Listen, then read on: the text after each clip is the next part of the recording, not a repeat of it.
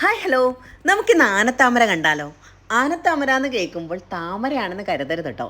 ഇത് ആമ്പലാണ്. ആമ്പലിൻ്റെ കുടുംബത്തിൽപ്പെട്ടതാണ് ആമ്പലാണ്.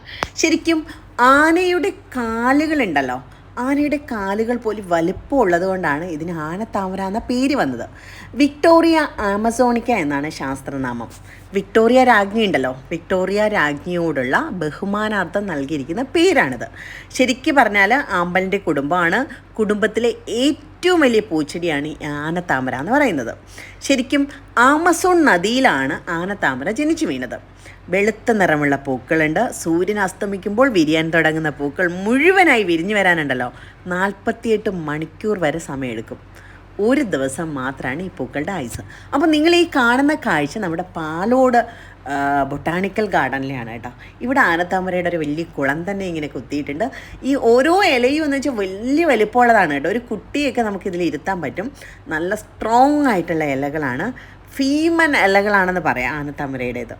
പിന്നെ ഏതാണ്ട് 3 മീറ്ററോളം വരെ വ്യാസമുണ്ട് ഇവയുടെ ഇലകൾക്ക്. 5 കിലോഗ്രാം വരെ ഭാരം താങ്ങാൻ ഇവയ്ക്ക് കഴിയും. അറിയാം, ഒരു കുഞ്ഞിനെയൊക്കെ ഇരുത്താൻ കഴിയുമെന്നർത്ഥം. പിന്നെ ഈ കേരളത്തിലുണ്ടല്ലോ നിലമ്പൂർ തേക്ക് മ്യൂസിയം അറിയാവോ?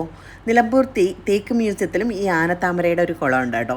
പിന്നെ ഉള്ളത് ഇവിടെ പാലോട് ബൊട്ടാണിക്കൽ ഗാർഡനിലാണ്. അപ്പോൾ പാലോട് ബൊട്ടാണിക്കൽ ഗാർഡനിലെ ആനത്താമര കുളമാണ് നിങ്ങളിപ്പോൾ കണ്ടുകൊണ്ടിരിക്കുന്നത്. ശരിക്ക് പറഞ്ഞാൽ ഇത് ആമസോൺ നദീതടങ്ങളിലാണ് കണ്ടുവരുന്നത്.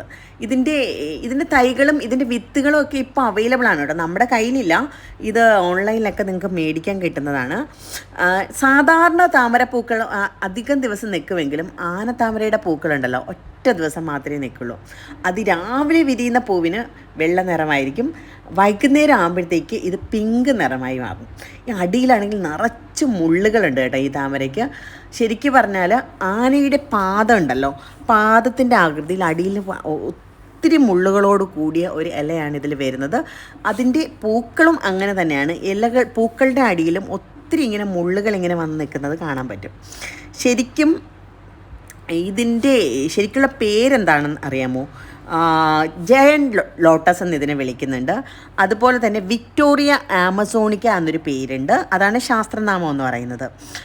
പിന്നെ എന്താ പറയുന്നത്, അടിപൊളിയാണ്, കാണാൻ സൂപ്പറാണ്. ആര് കണ്ടാലും ഒന്ന് നോക്കി നിൽക്കും.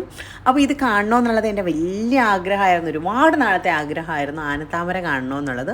അപ്പോൾ ഇതിന് മുമ്പ് ഒരിക്കൽ ഞാൻ വന്ന് കണ്ടിട്ടുണ്ടായിരുന്നു. ഇപ്പം ഞാൻ വീണ്ടും വന്ന് ഇത് കണ്ടിട്ടുണ്ട്. നല്ല രസമുണ്ട് കാണാനായിട്ട്, സൂപ്പറായിട്ട് നിൽക്കുന്നുണ്ട്.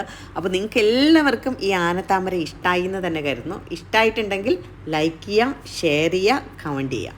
അതുപോലെ തന്നെ എൻ്റെ ചാനൽ ആദ്യമായിട്ട് കാണുന്ന ആരെങ്കിലും ഉണ്ടെന്നുണ്ടെങ്കിൽ എൻ്റെ ചാനലൊന്ന് സബ്സ്ക്രൈബ് ചെയ്തേക്കാം. അടുത്തൊരു ബെൽ ബട്ടൺ ഉണ്ടാവും. ആ ബെൽ ബട്ടൺ കൂടെ ഞെക്കി കഴിഞ്ഞാൽ എൻ്റെ അപ്പോൾ ഉള്ള വീഡിയോസ് അപ്പോൾ തന്നെ നിങ്ങൾക്ക് കിട്ടുന്നതായിരിക്കും. അപ്പോൾ അടുത്ത ദിവസം അടുത്ത വീഡിയോ വരുന്നതായിരിക്കും. ടാറ്റാ.